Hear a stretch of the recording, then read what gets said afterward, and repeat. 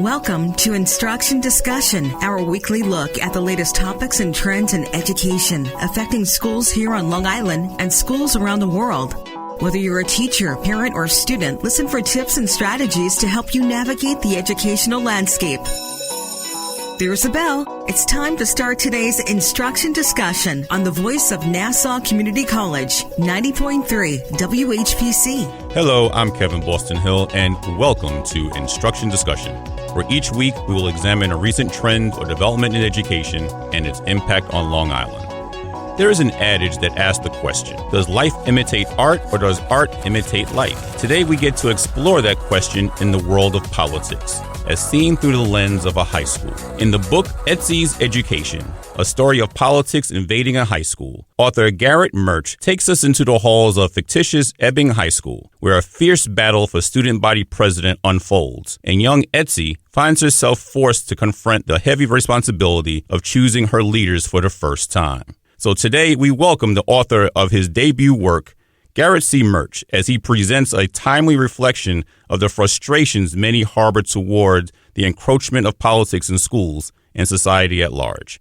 Mr. Murch, welcome to Instruction Discussion on 90.3 WHPC. Hi, Kevin. Thank you so much for having me on your fantastic show here. I would suggest in the case of this book, it's an example of art imitating life. Ezzy's education might be kind of summed up as plopping the politics of the last 6 or 7, maybe 8 years into a race for high school student body president. It's largely satirical, although its main character, Ezzy Bello, is a very serious person, whereas the political parties represented are somewhat parodies that anyone with even paying a slightest attention to American politics would almost immediately recognize. It's funny you say that, because when I'm looking at reading the descriptions of the characters and reading the characters themselves and how they respond to one another, yeah, it's pretty clear who's who, and especially from the last election cycle that we had, you can tell which of these high school students represents the presidential candidates that we had at large, or even other congressional candidates as well. Right. That I tried to do that without completely naming names, but Ezzy is a very bright girl she's half Latina, half white.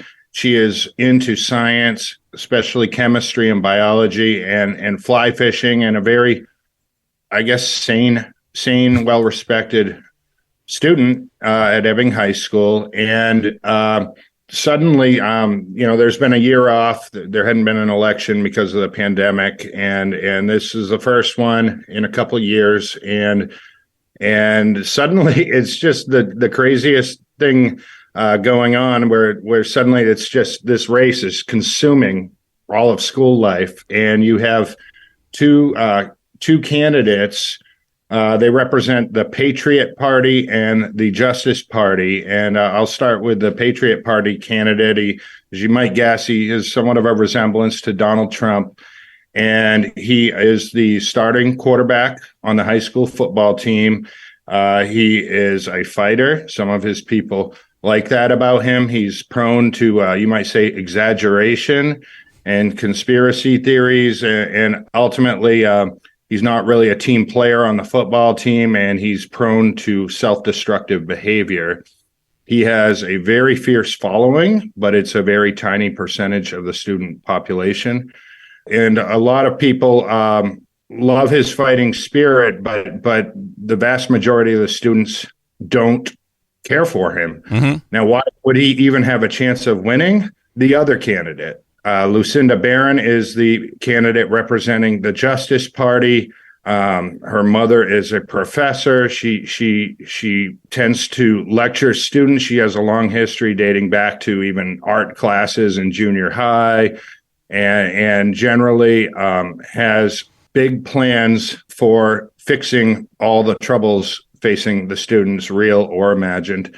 And as one of your recent guests, Kevin, I think his name, Bill Courtney, said, she might be described as a as a turkey person, Yeah. meaning a person who shows up on Thanksgiving to deliver a turkey to make themselves look good. But with Lucinda, she's just building up her resume, and this is checking a box. And people, and Ezzy senses the insincerity and the selfishness in both candidates, yet she is a widely respected and popular student, and both candidates want her support.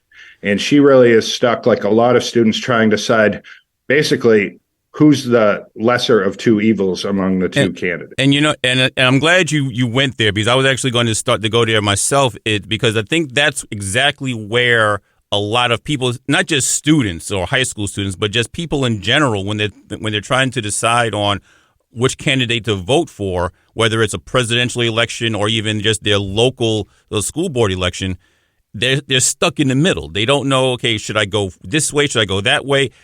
Or should I just vote for the lesser of two evils? Because they don't really fall 100% behind somebody. And I think that's where apathy starts to set in, because you don't feel 100% solid on one person. So you end up not voting for anybody, because you're just like, well, it's not going to matter anyway. So is this the kind of thing that we're facing with, where we have to deal with our upcoming generation? I think that's exactly right. I have a background working in politics. I worked in Congress for 7 years. I've leaned kind of center right. I'm very turned off by Donald Trump, but I listen to people. I've been escaped Washington D.C. for 7 years, and I live amongst real people now. And I know this term's gotten thrown around a lot about so-called silent majorities, and the more I talk with people, I think the silent majority is made up of people who fit the description you just made, choosing between the lesser of two evils. They might lean right or left, but they are not thrilled even with their own party's choices for office. But they also tend to be the least engaged in politics. And the people who are most passionate drive who wins primaries. And so they choose our choices, and we don't do a heck of a lot about it other than kind of roll our eyes. No, it makes perfect sense, because like I said, we tend to just kind of go with the flow. We let other people lead us in our voting choices. So what I'm thinking is, what is that going to do going forward? If we have, because at one point, we didn't think, as far as our high school students really getting involved in politics, or at least not that to that extent as they do in Ebbing High. So is that what the trend that we're seeing now, that students are starting to really take control and take hold of their own political futures, even at such a young age? I think particularly students with very passionate parents. I mean, we tend to take on. There are, of course, tons of exceptions, but as a general rule, we take on the views of our parents. And I think the more our parents are polarized, the more they're going to be passing that along to their children. And I wouldn't want to see a social studies class, to the extent that it gets taught nowadays, or civics class, what some of those conversations must be like. And I don't think there's a lot of discussion. I feel like it's a little lazy to say the in between, but to really hash out these very complicated issues that get oversimplified by the party's extremes. Well, I think part of that is being an educator myself. I've seen because you touched on the civics part of it. First of all, civics really isn't taught in schools anymore, as you pretty much alluded to, and which I think leads us to the problem that we're faced now as far as having a civil discourse. And we've seen it in all the latest political cycles, where candidates are really more attacking each other as opposed to defending their own platforms or developing their own platforms.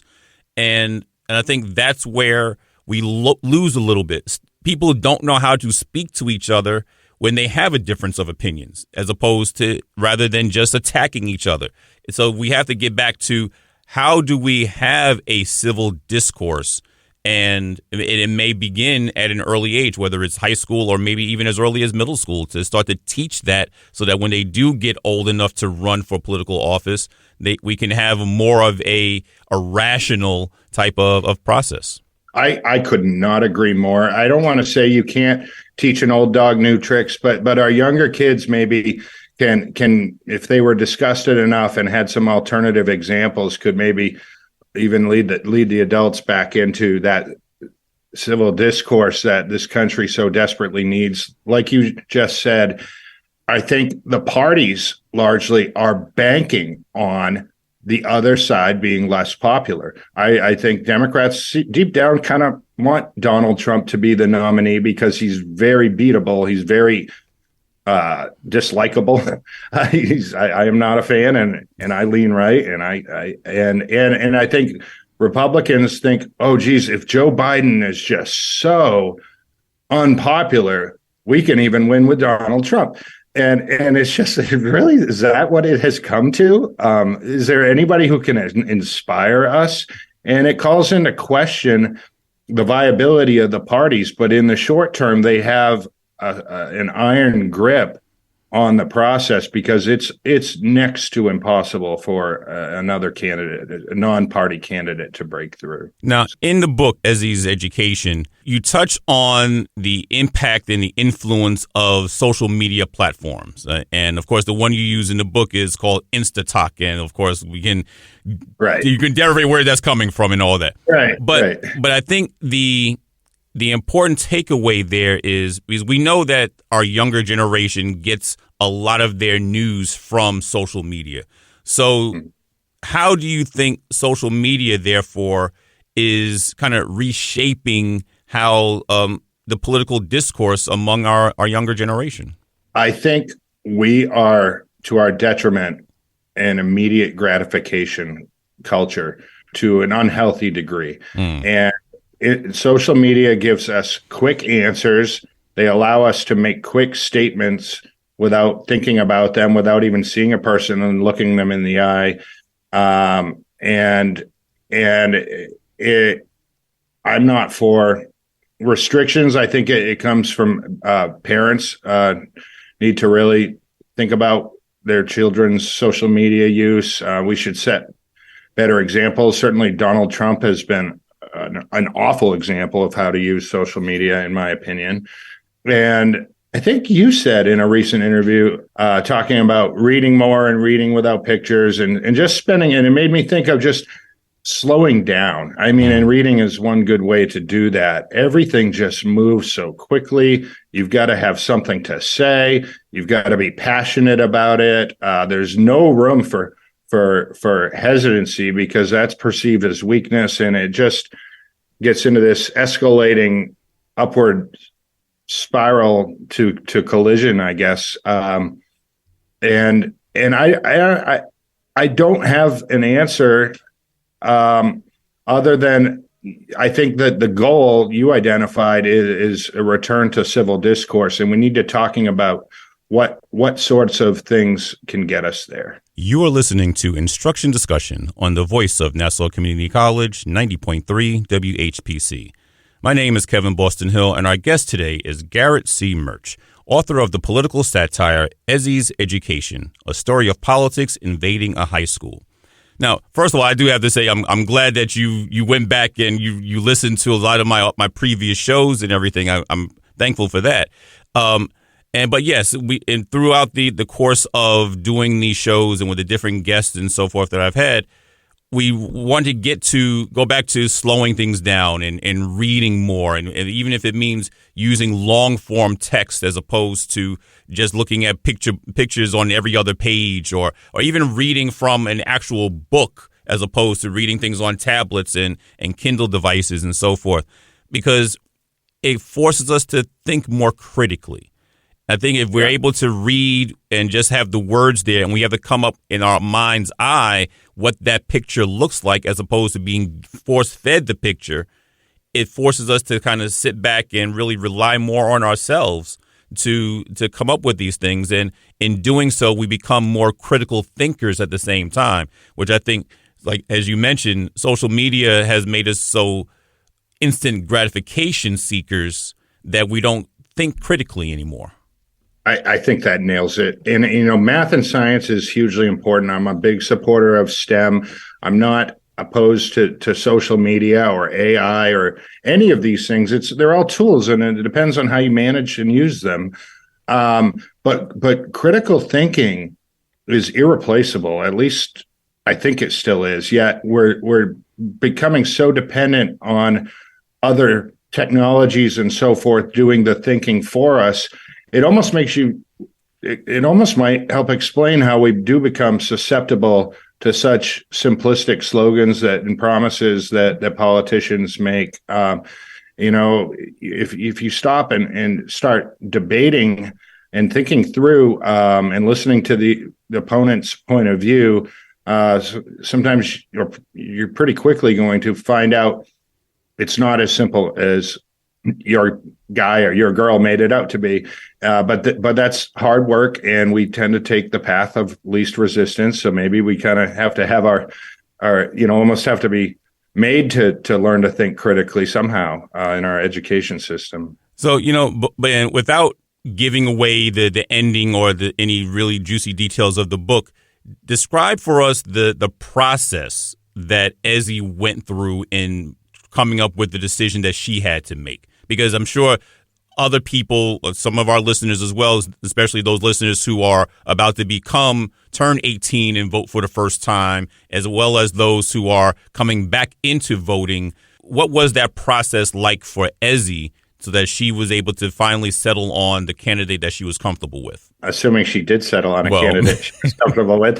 But she, first and foremost, really saw through the narcissism and self-promotion of both candidates, which turned her off from, a sincerity standpoint. But with the Trump Langston, the quarterback candidate, she was tired she didn't find the pranks that his supporters were doing in the school to be productive in any which way, even though they were aimed at an opposing candidate who Ezzy also didn't like. That was not constructive to her. While one candidate for the Justice Party talked about injustice, Ezzy was sympathetic to injustice and disadvantage and didn't like Trump completely ignoring that issue as if it didn't matter. But at the same time, she felt that Lucinda had an incomplete understanding of disadvantage and injustice, and that things like she thought the most disadvantaged children at her school were the kids who came from really disruptive homes or unstable homes, and that wasn't even a part of the conversation, turned her off. But in general, there was a combination of lack of sincerity and lack of thinking things through and having well-developed opinions that almost offended her sort of scientific, analytical mind. What made you decide to write this particular novel? I know you said you had your experience in Congress for a number of years and so forth, but what made you decide to not only write this novel, but set it in a high school? I'll answer your second part first. I said it in a high school because I think our politicians are acting very much like teenagers. And what made me write it or inspired me to write it was really coming from more of a Republican side. I really didn't like the direction of Donald Trump's kind of takeover of the party. I understand it. He's got it. I don't think that's healthy. But at the same time, and my wife, she's going to get mad at me. She's a Democrat, and but not far left, I wouldn't say. And I see, particularly in 2020 and 2021, the farther left wing of the party really got aggressive and bold, and the clashing is everybody I seem to talk with who was not happy with that, and yet nobody seemed to really, and anyone who came remotely close to representing most people's views would get crushed in a primary election. They wouldn't even stand a chance to be a successful politician. And so I don't know if there's a way to start reversing that trend. So maybe a little frustration. Yeah. Okay. Because I'm glad you said that, because I was going to ask you, what do you think it would take to get people to not be so apathetic and to actually come out and to vote one way or the other, just so that they can have their voices heard? Because I know a lot of people don't go to vote because they feel, well, I'm just one person. I'm one man, one vote, one voice is going to get lost in the millions of other voices votes that are out there. So my vote isn't going to matter. Short of a third party, which I'm not predicting in any way, despite what may or may not happen in my book. I think one of the worst, and this is going to get into a little boring, wonky area here, but I think a large part of it, in addition to social media and maybe some decline in critical thinking skills and attention spans, the simple act of gerrymandering over decades has made so many congressional districts, uncompetitive, that someone that only an extreme, whether from New York City or from Alabama, is going to win a primary. And to avoid getting primaried and lose your reelection, you've got to stay that way once you're elected as a politician. And until, some sort of independent commission or so forth, I think made more districts competitive. If I could change one single thing, I would have a nationwide attempt to make congressional districts more competitive, and I think people would feel like their voice and their vote might count. Because I think that would be the thing, and that's probably one of those things that, in case of Ezzy and her classmates that are around her, they probably feel the same way, that, well, my vote is not really going to matter for anything, because you have this faction of people who are just the loud minority, and then you have this faction of people who, while they seem to be a little bit more on the policy side of things, they're not strong enough in character to be able to push that agenda forward. So it's like, okay, you like one side, but they're just not giving you enough of what you really need. And then the other side is giving you more of what you really don't want. So it's like, where do you go? So I guess, like you almost alluded to, is maybe it may take coming up with a third party, or a legitimate, viable third party, to balance things out or to return things to normalcy. Yeah, I don't see it happening anytime soon, but, I would love the optimistic side of me says, Americans' patience is going to wear thin. And I hope we weather this, and history records it as a blip on the radar screen. I don't see it happening in 2024.